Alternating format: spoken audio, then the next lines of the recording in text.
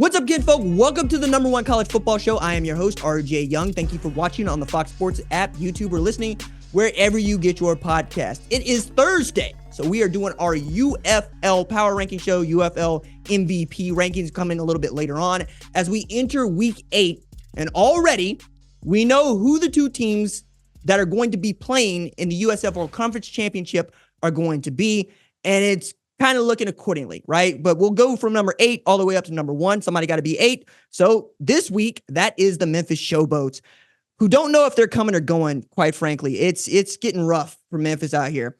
It's not as if they are sinking. It's as if they are sunk. The Showboats scored a season high 23 points, but also gave up 47 points to the Arlington Renegades and a 47-23 loss to the only winless team at that point in the entire league. Neither quarterback Troy Williams nor Case Cookis look like the guy. And you're talking about a defense that is progressively getting worse. Like, I'm looking at this, and the Memphis Showboats have given up at least 32 points in each of their last 5 games. That's just not going to get it done. They're already looking toward next season and what they can do, but I'm sure John DeFilippo is going to be looking at Carnell Lake and going, maybe I need to get another defensive coordinator. Next on the list, I have the Arlington Renegades, who finally got into the win column. There are no more winless teams in the UFL, and they did it in devastating fashion. Not only did they score their season high, they scored the most points in a single game by any team all year with 47 against the Showboats. Luis Perez, who looked awesome, right, had 27-32 for 296 with 3 TDs. And then Davion Smith added 101 yards on the ground. I'm going to talk with Luis a little bit later in the show, ask him how they were able to get up off the schneid and what particularly went well for them in the second and third quarters that led to them being able to finish this game, because it's not as if the offense has not shown up all year for them. Next on the list, I got the Houston Roughnecks, who are 1-6, but couldn't take advantage of what was an outstanding defensive performance against the Brahmas. They held the Brahmas to 3 out of 4 red zone stops and still gave up an L in a game it felt like they could win. I don't know that quarterback has been a great source of pride for them, going from Reed Sennett to Jared Guarantano to Reed Sennett. And then Mark Thompson just hadn't been the boon in the backfield for them that I thought he might be. They are also looking toward next year, as again, they play in the USFL Conference with the Memphis Showboats, and we already know 2 of those teams are playing in the conference championship, and it ain't them. Next on the list, I have the 5-2 San Antonio Brahmas.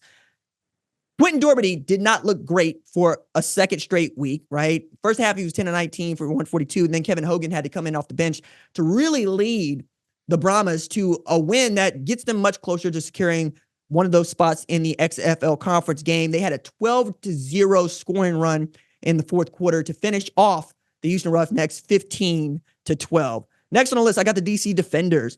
While the Panthers have played 4 different quarterbacks this year, the Defenders have really tied themselves to Jordan Ta'amu, which is great because when Jordan Ta'amu's on the field, they always feel like they got a shot.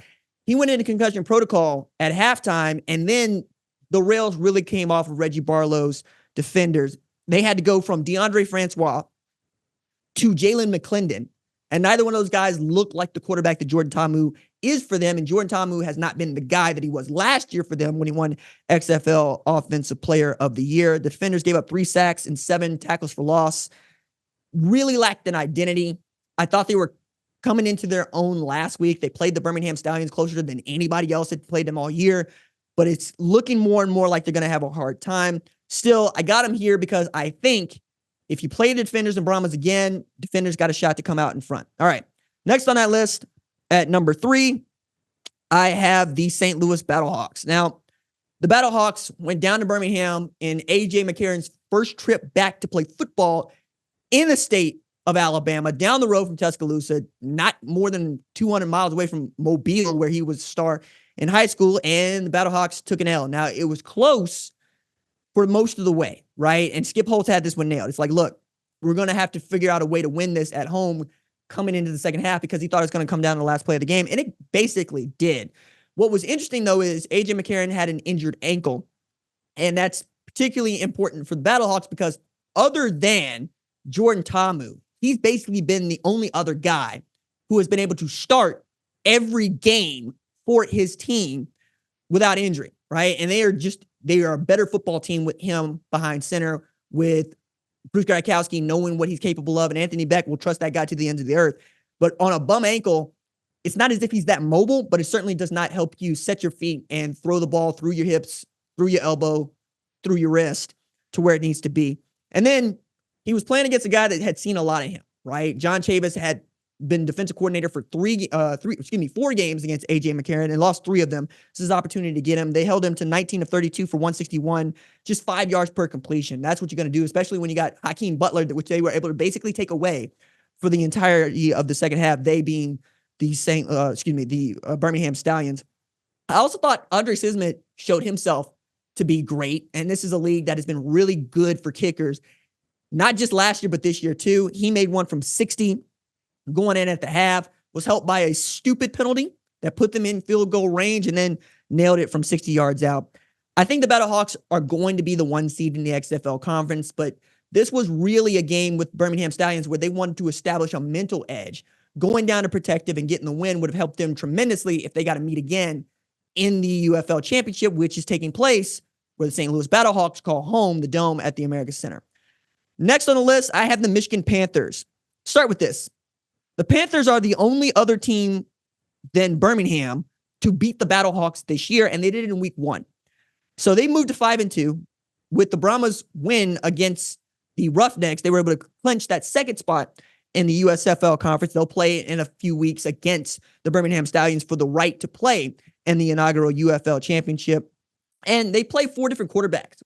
And frankly, I thought they'd get worse, but they haven't. They were able to swap out former Virginia standout Bryce Perkins and former Michigan State standout Brian Lewerke in multiple series, and it didn't seem to affect their rhythm on offense. This is also a franchise that started E.J. Perry, started Danny Etling. Danny Etling was out with an injury to his non-throwing hand, hence both of those guys, 3rd and 4th on the depth chart, getting opportunities to go make it happen. It's really easy to do, though, when you got a guy that's going to go over 100 yards rushing in the first half, and that's exactly what Matt Colburn was able to do for the Michigan Panthers. Wes Hill's been a battering ram for them. He had his 3rd rushing TD, 5th TD in 3 games as a running back there. I also thought, Jake Bates is continuing to be that guy for them. Like, he's the guy that beat the Battlehawks for them, making him from 64 yards out. He was good again in their win to clinch this playoff spot. And more importantly, he was good on grass. Like, that was the knock on him, if there was one, is, hey, this dude's pretty good in domes on turf. Is he good on grass when the wind is blowing? Yeah, he made one from 51 and looked good the rest of the way. Like, his kickoff duties are what got him into the UFL. But this thing where he's being able to bomb the ball from 60 yards plus and look like it's going to be good for 70, that's going to get him into the NFL. That is absolutely my first overall pick to make an NFL roster this 2024 when the NFL season starts, because that dude's just got a booming leg and he's accurate. And then number 1, Birmingham Stallions, 7-0, 14 straight wins, have not lost a football game in more than a calendar year. Their last loss was actually to the Houston Roughnecks, believe it or not, May 13th, 2023.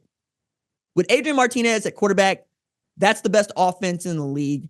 John Chavis' defense is no longer bend, don't break. They're hunting now because they can, with guys like Carlo Davis, guys like Taco Charlton coming off the edge, Kayaba Tizino, who's one of the better linebackers in the USFL legacy last year at Pittsburgh Maulers. He's on the inside now. They get outstanding play from their corners.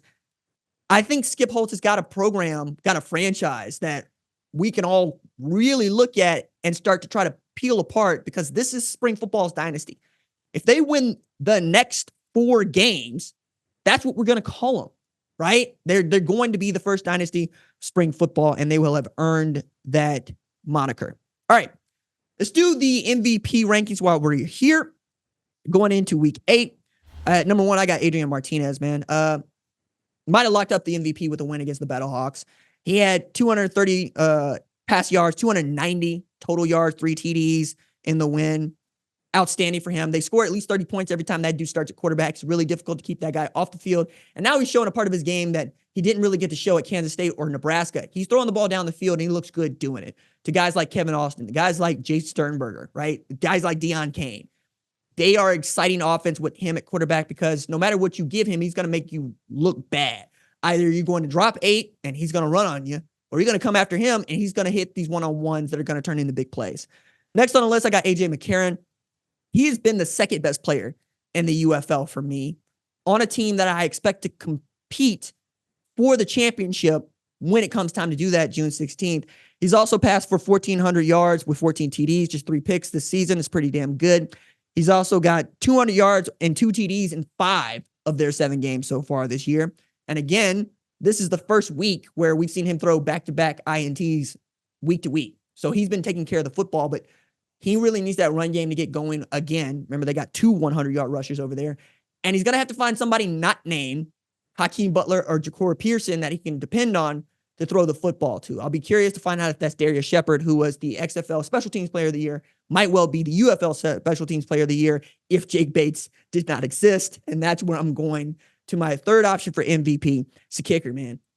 He made all 3 of his field goals in their win on Sunday to help them clinch that spot in the USFL Conference Championship game. He made the 64-yarder at Ford Field. Remember, the NFL record set by Justin Tucker, also on the same field, is 66 yards. But anybody that watched that, the thing that I would point to you is not that Jake Bates made a 64-yarder. It's that they tried to ice him going into halftime, and he nailed the one that he iced. Came back, nailed it again, and looked good from 70. He's just got a boomer of a leg. Now, he hasn't been perfect. There have been some things he shanked. Matter of fact, he shanked one where they got a reprieve and a 5-yard penalty and then made the 51-yarder. But when you're looking for a guy that can change your team, that can help you win games that you might otherwise lose, Jake Bates gives you that, because if you get to the 45, you got a shot, right? That's what he provides for them. It's also the best kicker in a league of outstanding kickers, which is the other reason why I think this MVP vote is valid. It's not as if he's standing apart.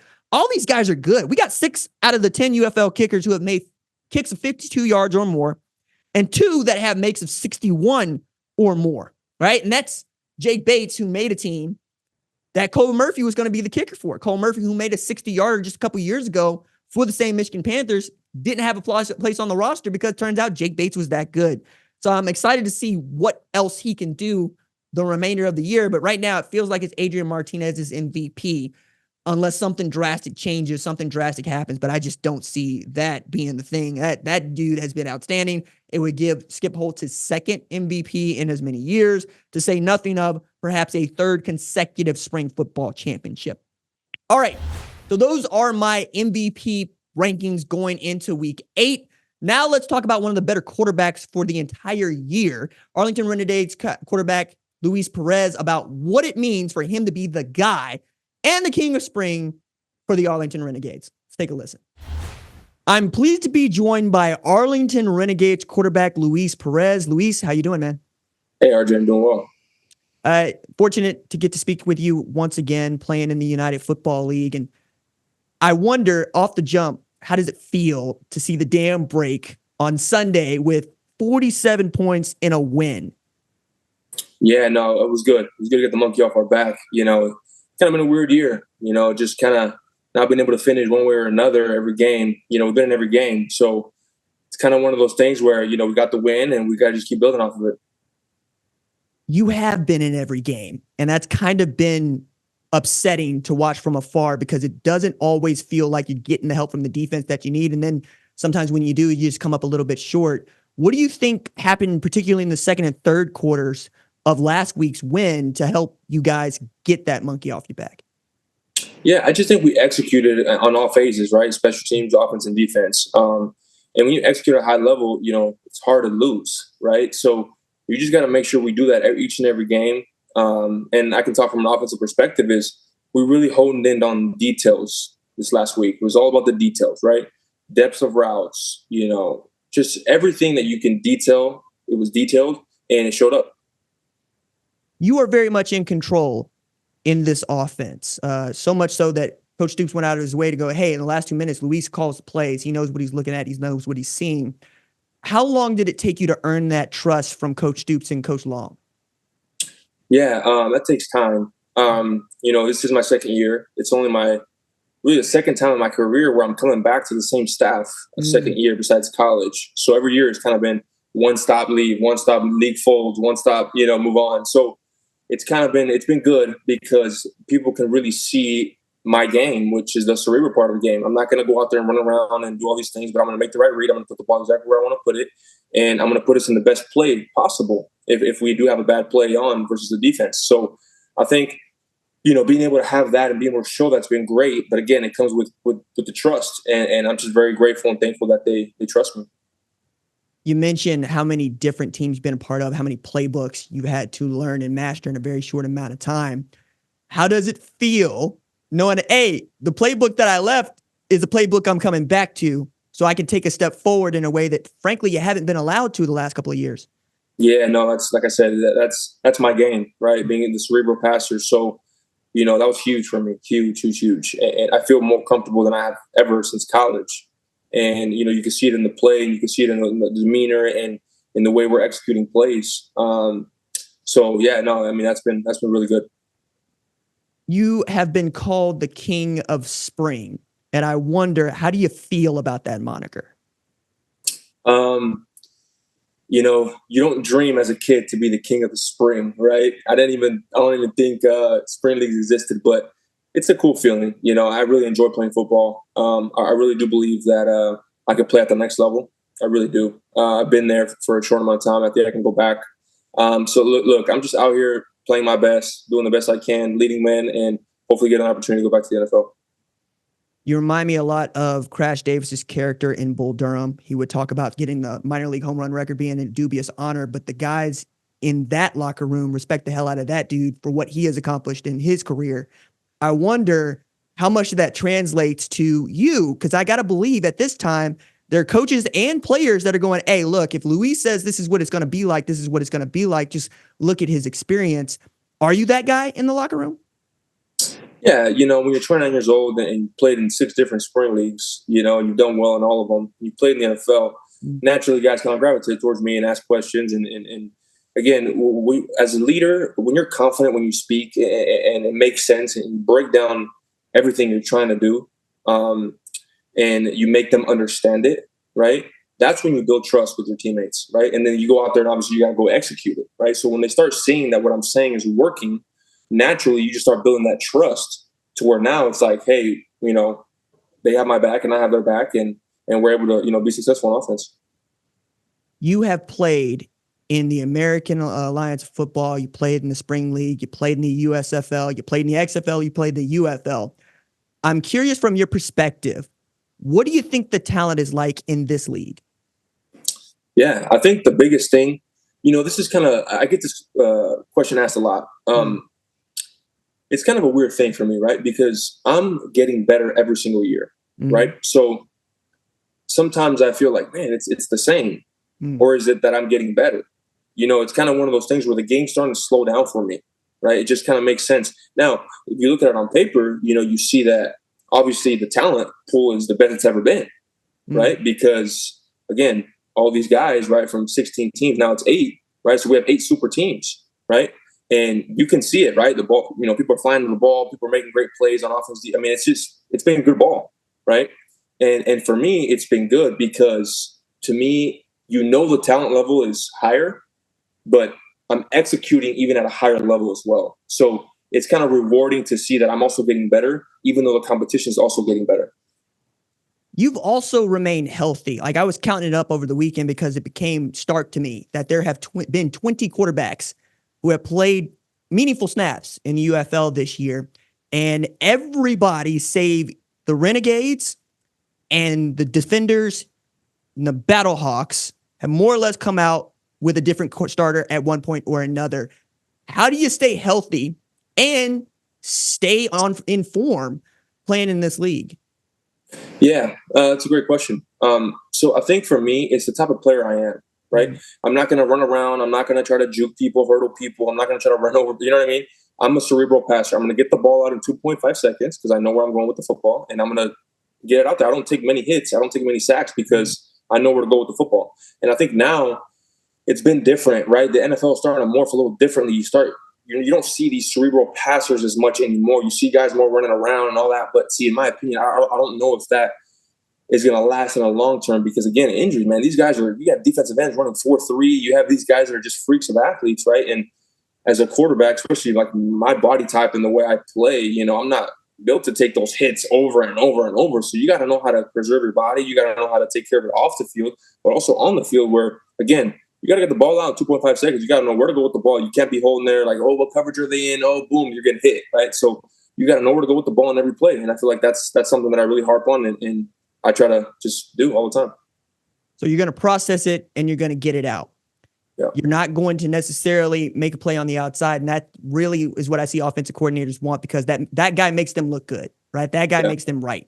So I'm going to ask you, knowing that your skill set is to get the ball out quickly and to process the defense even quicker, how do you help Coach Long be right, even when you might think he's wrong?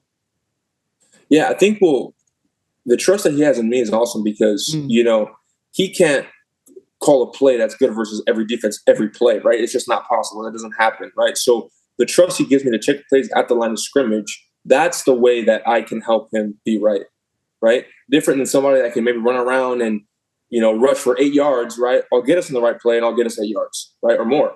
So I think it's just two different ways to do it, right? There's a million ways to skin a cat, right? It's how productive you are. And again, my game is cerebral, where I can go out there and check plays and see what the defense is doing. Speaking to the talent of this league, last year you were able to lead this team to a championship with a losing record in the regular season. Doesn't look like a losing record is going to make the playoffs this season. Knowing that you got 3 games left, how are you preparing for those games and what are you hoping to show? Yeah, I think, the locker room is pretty good right now. If you look at our locker room and you just go and you just watch us, you wouldn't think we're out of the playoffs because everybody's really motivated. Everybody understands how important these games are, not only for just the Renegades, but for each individual person in that locker room. And, we all have dreams and aspirations, right, to go out there and go back to the NFL. So, they know that this is very meaningful. I know we're not going to make the playoffs anymore, but again, we can go 4-6 and we can shock the world and be 4-6 and be the best 4-6 team that there's ever been, right? We go out there, we win this week. We beat the Battlehawks and we beat DC. People are like, oh, man, damn, we shouldn't have left these guys out, right? So let's make them feel that way. And that's kind of been the message is like, hey, we're starting to peak at the right time. Yes, we're not in the playoffs, but let's go out there and spoil some guys and go out there and execute. What kind of coach is Coach Stoops? Man, he's phenomenal. He's phenomenal. He's loyal. He's caring. He's compassionate. He understands players really, really well. He reads the room well. And obviously he's a coach, right? When you have 200 wins as a head coach, that speaks for itself, and he's been great. It's been awesome working for him the last 2 years. And hopefully he's around here for a while because, guys really love him and really, can learn from him. And at this point in everybody's career, right, it's about learning, right? So again, I'm very grateful to be with him here, and hopefully he's around for a while. You taking bowling yet? It's been a while. Okay. Okay. For those of y'all that don't know, Luis is a dead eye, right? 300 is not is breathing for him. And the rest of us, we do it one time. We're very excited about it. What are you up to now? Is it 14? 12. I got 12 perfect games. Yeah. It's ridiculous. Luis Perez, Arlington Renegades quarterback. Thank you so much for joining us here on the #1 college football show. Appreciate it, RJ. Thanks. That is going to do it for this episode of the UFL show on the #1 college football show. We will be back live on Tuesday to talk all things college football right here. #1 college football show leads of screening are Jack Coakley and Torrin Westfall. They make us better in the film room. Additional support from Kiara Santana and Jim Cunningham put the special in our special teams. Producer Javion Duncan makes sure the recruits and the rivals see the cake we bake. Technical director Chaz Boulay is sending in the signal. Senior producer Catherine Cordaji sees the entire field from the booth. Lead producer Kyler Wojak calls the plays from the sideline. The play snaps on my clap. We're back on Tuesday. Until then, stay low. Keep those feet driving. Doses.